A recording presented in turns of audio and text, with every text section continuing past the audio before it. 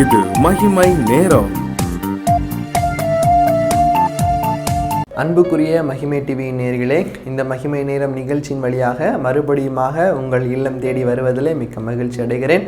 கர்த்தர் கொடுத்ததான இந்த நல்ல வாய்ப்புக்காக தேவாதி தேவனை நான் ஸ்தோத்திரிக்கிறேன். இந்த வாரத்திலும் கூட யாபேஸை குறித்து நாம் தியானித்து கொண்டிருக்கிறோம்.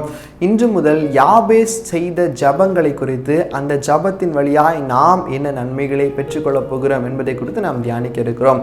முதலாவதாக நாம் பார்ப்போமானால், இந்த யாபேஸினுடைய ஜபம் 1 நாளாகம புஸ்தகம் 4வது அதிகாரம் 10வது வசனத்தில் இடம்பெற்றிருக்கிறது. முதலாவது யாபேஸ் வேண்டின காரியம், தேவரீர் என்னை ஆசீர்வதித்து என்று சொல்லப்பட்டிருக்கிறது. அப்ப ஆசீர்வாதத்திற்காக வேண்டின யாபேஸ். ஆசீர்வாதம் என்று சொல்லப்படும் போது 2 விதமான ஆசீர்வாதங்களை நாம் பார்க்க முடிகிறது. முதலாவது விதமான ஆசீர்வாதம், ஒரு மனுஷர் இன்னொரு மனிதரை ஆசீர்வதிப்பது. 2வது ஆசீர்வாதம், கர்த்தர் இன்னொரு மனிதனை ஆசீர்வதிப்பது. மனிதர் மூலமாய் வந்த ஆசீர்வாதம், கர்த்தர் மூலமாய் வந்த ஆசீர்வாதம். இன்னைக்கு மனிதர் மூலமாய் வந்த ஆசீர்வாதங்கள் நமக்கு தெரியும். அநேக வயது முதிர்ந்தவர்கள், பெரியவர்கள் சிறிய பிள்ளைகளை ஆசீர்வதிப்பார்கள். ஸோ அவர்களை மனதார வாழ்த்துவார்கள். அவருடைய வாழ்க்கை நல்லா இருக்க வேண்டும் என்று சொல்லி, அவர்கள் பெரிய இடங்களுக்கு வர வேண்டும் என்று சொல்லி மனதார வாழ்த்துவதை நம்ம பார்க்கிறோம். இது மனிதர் மூலமாய் வந்த ஆசீர்வாதங்கள். ஆனால் பரத்திலிருந்து கர்த்தர் கொடுக்கிற ஆசீர்வாதங்களோ அது சற்று வித்தியாசமான. மனிதர் மூலமாய் வந்த ஆசீர்வாதங்களுக்கு வேதத்திலிருந்து ஒரு எடுத்துக்காட்டை நாம் தியானிப்போம் என்று சொன்னால், யாக்கோபு, ஏசா இவர்கள் பெற்றுக்கொண்ட ஆசீர்வாதத்தை நாம் பார்க்க முடிகிறது. இந்த யாக்கோபு என்ன செய்தான்? தன்னுடைய தகப்பனை ஏமாற்றி ஈசாக்கின் இடத்திலிருந்து ஆசீர்வாதத்தை பெற்றுக்கொள்கிறான். யாக்கோபு ஈசாக்கின் இடத்திலிருந்து, இது மனிதரிடத்திலிருந்து மனிதருக்கு வந்த ஆசீர்வாதம். ஆனால் கடைசியில் நாம் இந்த வசனங்களை வேதாகமத்தில் ஆதியாகம புஸ்தகத்தை நாம் வாசிக்கும் போது இந்த ஆசீர்வாதங்கள் என்ன செய்யப்படுகிறது? அது நிலையற்றதாய் காணப்படுகிறது. யாக்கோபு, அப்போ நிச்சயமாக யாக்கோபுக்கு ஒரு ஆசீர்வாதம் வந்திருக்குது. அப்போ ஆசீர்வாதம் வந்தனா அவனுக்கு வாழ்க்கையில் பயம் இல்லை, வேறு எந்த காரியமும் அவனுக்கு தேவையில்லை. பட் வேதாகமத்தில் நம்ம அப்படி வாசிப்பதில்லை. யாக்கோபு தன்னுடைய சகோதரனை குறித்து பயந்து ஓடுகிறான். அவனுக்கு இருந்த ஆஸ்திகளை அவன் இழக்கிறான், ஆஸ்திகளை பாதி கொடுக்கிறான். இப்படிப்பட்டதான ஒரு நிலையற்றதான ஆசீர்வாதமாய் இந்த யாக்கோபினுடைய ஆசீர்வாதம் மாறி போகிறதாக நம்ம பார்க்கிறோம். அதே போலதான் மனுஷருடைய வாழ்க்கையில மனுஷரிடத்திலிருந்து மனுஷருக்கு வருகிறதான ஆசீர்வாதங்கள் அது நிலையற்றதா இருக்கிறது. ஒருவேளை அது வாய் அளவில் சொல்கிறதான ஆசீர்வாதமாக இருக்கலாம், மனதளவில் இருந்து வராத ஆசீர்வாதமாய் கூட காணப்படலாம். மனுஷரிடத்தின் மூலமாய் வருகிறதான ஆசீர்வாதம் அது நமக்கு நிரந்தரமானது அல்ல, அது விலகி போகும். நம்முடைய வாழ்க்கையில ஒருவேளை கொஞ்ச நாள் அது நிலைத்திருக்கலாம், பட் அநேக நாட்கள் அது நம்ம தொடர்ந்து வருவதில்லை.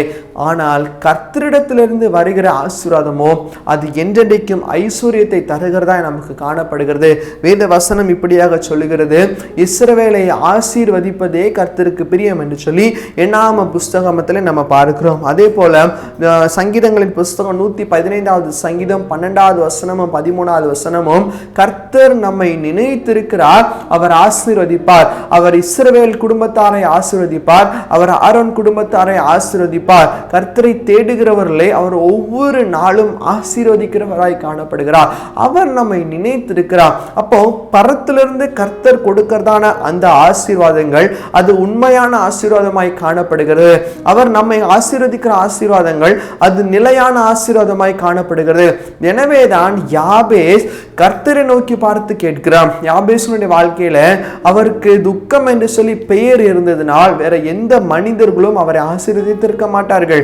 அப்படி அவனாலும் கூட யாபேஸ் உணர்கிறார், மனுஷர் என்னை ஆசீர்வதிக்காவிட்டாலும் அந்த மனுஷருடைய ஆசீர்வாதம் அது நிலையற்றதாய் காணப்படும். அந்த ஒருவேளை அந்த மனுஷர் என்னை விட்டாலும் ஆண்டவரே நீர் என்னை ஆசீர்வதிக்க போகிறேன் என்று சொல்லி கர்த்தரை நோக்கி பார்த்து கேட்கிறார். ஆண்டவரே நீர் என்னை ஆசீர்வதியும் என்று சொல்லி கேட்கிறார். இன்னைக்கு நாமும் கூட கர்த்தரை நோக்கி பார்த்து இந்த வார்த்தையை கேட்க போகிறோம். யாபேஸுடைய வாழ்க்கையில கர்த்தர் இந்த ஜபத்தை கேட்டு யாபேஸுக்கு அவன் தேவையான எல்லா ஆசீர்வாதங்களையும் கட்டளையிட்டார். ஒருவேளை நம்முடைய வாழ்க்கையில ஏதாவது ஆசீர்வாதங்கள் குறை உள்ளதாய் காணப்படலாம். அந்த ஆசீர்வாதங்களையும் கர்த்தர் நமக்கு கட்டளையிடுவராக இருக்கிறார். ஏனென்றால் நாம் எல்லாரும் ஆண்டவருடைய பிள்ளைகள். நாம் அனைவரும் கர்த்தருடைய கரத்தின் கிரியைகளாக இருக்கிறோம். அவருடைய சொந்த குமார குமாரத்திகளுக்கு கர்த்தர் எப்படி ஆசீர்வாதத்தை கட்டளையிடுவாரோ அதே போல நமக்கு கட்டளையிடுகிறார். கலாத்தியர் புஸ்தகம் 2வது அதிகாரம் 6வது வசனத்திலையும் ரோமர் 2:11 சொல்லப்பட்டிருக்கிறது, தேவனிடத்தில் பட்சபாதம் இல்லை, அவர் நம்மை பட்சபாதம் இல்லாமல் அவர் நிச்சயமாய் ஆசீர்வதிக்கிறவர். தம்மை நோக்கி கூப்பிடுகிற யாவருக்கும், உண்மையாய் தம்மை நோக்கி கூப்பிடுகிற யாவருக்கும் அவர் இறங்கி வந்து பதில் கொடுக்கிறார். அவர் இறங்கி ஆசீர்வாதத்தை கட்டளையிடுகிறார். கர்த்தர் நம்மை ஆசீர்வதிக்க சித்தமுள்ளவராய் இருக்கிறார். யாபேசை ஆசீர்வதித்த கர்த்தர் நம்மையும் ஆசீர்வதிக்க உலகம் தருகிற விதமாய் அல்ல, உலகம் தருகிற சந்தோஷத்தினால் அல்ல, உலகம் தருகிற ஆஸ்தியினால் அல்ல, அநேக விதமான நிரந்தரமான நித்திய மகிமைக்குள்ளான ஆசீர்வாதங்களை கர்த்தர் நமக்கு கட்டளையிட விரும்புகிறார். ஆனால் இன்னைக்கு நிறைய பேர் யோசித்து பார்ப்போம், இந்த ஆசீர்வாதங்கள் நமக்கு தர மாதிரி இருக்கும், பட் அதை நம்மால் சுதந்திரிக்க முடியாதபடிக்கு ஏதோ ஒரு காரியம் நம்மை தடுத்து கொண்டிருக்கும். மோசேயை பாருங்க, உபாகம புஸ்தகம் 40வது அதிகாரத்துல அவ்வளோ கஷ்டப்பட்டு இஸ்ரவேல் மக்களை நடத்தி கொண்டு வருகிறார். கர்த்தர் சொன்ன வார்த்தைகளை கேட்கணும். இஸ்ரவேல் மக்கள் ஒரு முறை முறுமுறுக்கிறாங்க, இதெல்லாவற்றையும் செய்கிறாங்க. அவ்வளோ கஷ்டப்பட்டு அவர் நடத்தி கொண்டு வருகிறார். ஆனா அவருக்கு கிடைத்ததான ஒரு பலனை பாருங்க, கானான் தேசத்தை அவர் பார்த்தார், ஆனா அதற்குள்ள செல்ல முடியவில்லை. இன்னைக்கு நம்முடைய வாழ்க்கையில கூட ஆசீர்வாதத்தை நம்ம பார்க்கிறோம், ஆனா அந்த ஆசீர்வாதத்தை நம்மால் அனுபவிக்க முடியவில்லை, அந்த ஆசீர்வாதத்தை நம்மால் சுதந்திரிக்க முடியவில்லை. ஏன்? இதற்கு என்ன காரணம்? மோசேயினுடைய வாழ்க்கையில அவருக்கு இருந்ததான ஒரு குணம், அது கோபம் என்கிறதான குணம். அவர் சின்ன பிள்ளையில இருக்கிறப்போ அந்த கோபம் குணம் அவருக்கு இருந்துச்சு. இதே போல இந்த கானான் தேசத்துக்குள்ள போக முடியாத சூழ்நிலைக்கு கூட என்ன காரணம்? கோபம் என்று சொல்லப்படுகிறதான அந்த குணம். இன்னைக்கு நம்முடைய வாழ்க்கையில இதே போல ஏதாவது ஒரு காரியங்கள் நம்முடைய ஆசீர்வாதத்தை தடுத்து கொண்டிருக்கும். அது என்ன காரியங்கள் என்பதை நாம் புரிந்து கொள்ள வேண்டும். விட முடியாத காரியங்கள் நம்முடைய வாழ்க்கையில நமக்கு இது இருக்குதா, இந்த சின்ன காரியம் இதெல்லாம் செய்யுமா அப்படிங்கறது கூட நம்ம யோசிப்போம். அந்த காரியங்கள் தான் பிற்காலத்துல பெரிய பாதிப்பை ஏற்படுத்துவதாக நம்ம பார்க்கிறோம். வேதத்துல மோசே அந்த ஆசீர்வாதத்தை அவர் கண்டும் அதை பெற்றுக்கொள்ள முடியாமல் போனது. ஆனால் புதிய ஏற்பாட்டின் காலத்துல கர்த்தர் அந்த ஆசீர்வாதத்தை மோசேக்கு கட்டளையிடுகிறார். நாமும் கூட இன்னைக்கு நம்முடைய வாழ்க்கையில ஏதாவது ஆசீர்வாதங்களை நாம் கண்டும் அதை பெற்றுக்கொள்ள முடியாமல் இருப்போமானால் கர்த்தரிடத்துல அதை கேட்போம். ஆண்டவரே, என்னுடைய ஆசீர்வாதங்களை சுதந்திரிக்க முடியாத கிருபைகளை ஆண்டவரே அப்பா எனக்கு என்னென்ன காரியங்கள் என்னை தடுத்து கொண்டிருக்கிறதோ அந்த காரியங்களுடைய வாழ்க்கையில் விட்டு விலக்கி போடுங்கள்.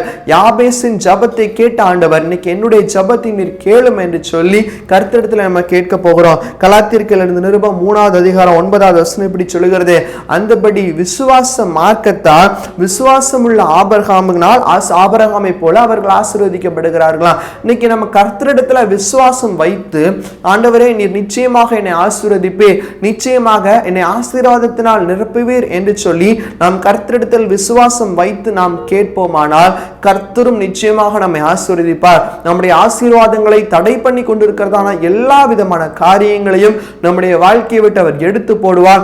அப்படிப்பட்ட கிருபைகளை கர்த்தர் நமக்கு கொடுப்பாராக. ஆமென். கண்களை மூடி நாம் ஜெபிப்போம். எங்களை நேசித்து வழிநடத்துகிறதான எங்கள் இரக்கம் நிறைந்த பரலோக பிதாவே, இந்த நேரத்திலும் கூட உம்முடைய சமூகத்திலே முழங்கால் படியிட்டோம். ஆண்டவரே, தன்னுடைய இருதயத்தை ஊற்றி ஜபித்துக் கொண்டிருக்கிற ஒவ்வொரு சகோதர சகோதரிகளுக்காக உம்மை நோக்கி நாங்கள் பார்க்கிறோம். ஆண்டவரே அப்பா, தன்னுடைய வாழ்க்கையில ஆசீர்வாதத்தை கண்டும் அதை சுதந்திரிக்க முடியாதபடி இருக்கிறவர்களுடைய வாழ்க்கையில ஆண்டவரே எதனால் அந்த ஆசீர்வாதம் சுதந்திரிக்கப்படவில்லை என்பதை அவர்களுக்கு சுட்டி காட்டும்படியா ஜபிக்கிறோம். ஆவியானவருடைய கரம் அவர்கள் மேல அசைவாடும்படியா ஜபிக்கிறோம். ஆண்டவரே அந்த ஆசீர்வாதங்களை அவர்கள் அனுபவிக்க, இந்த ஆசீர்வாதங்களை அவர் பெற்றுக்கொள்ள கர்த்தாவே நீர் கிருபை செய்யும்படியா ஜபிக்கிறோம். ஆண்டவரே யாபேசின் ஜபத்தை கேட்டு யாபேச ஆசீர்வதித்த ஆண்டவர் எங்களுடைய ஜபங்களையும் கேட்டு எங்களையும் நீர் ஆசீர்வதிக்கும்படியா ஜெபிக்கிறோம். அப்பா உமக்கே துதி கன மகிமை நாங்கள் ஏறெடுக்கிறோம். சுவாமி பொறுப்படுங்கப்பா, வழி நடத்துங்கப்பா, உண்மையாக வைங்க. மீட்பராம் இயேசுவின் மூலம் ஜெபிக்கிறோம் எங்கள் நல்ல பிதாவே. ஆமென், ஆமென்.